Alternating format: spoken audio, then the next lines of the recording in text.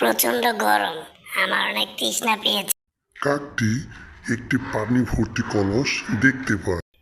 ওই তো একটি পাত্রের জল দেখতে পাচ্ছি, যাই তৃষ্ণাটা মিটিয়ে।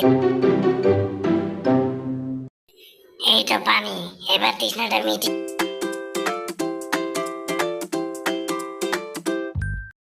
পানি তো অনেক নিচে, আমি তো খেতেই পারছি না। এখন কি করব? কি করে আমি পানি খাবো? আমার গলাটা তো অনেক শুকিয়ে গেছে, আমার অনেক পানি পিপাসা লেগেছে, আমার তো পানি খেতেই হবে। এখন কি?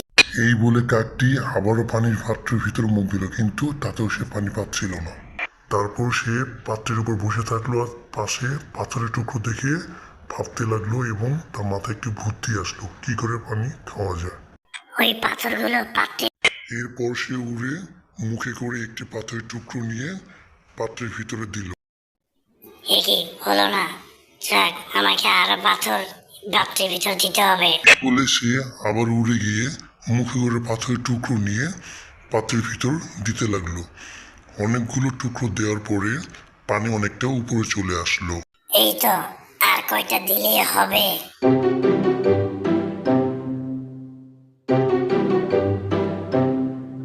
বাহ, আর একটু দিতে হবে।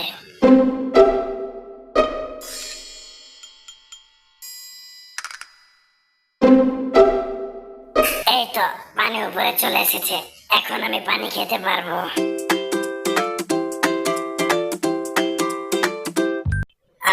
তৃষ্ণা মিটি, এখন অনেকটাই ভালো লাগছে।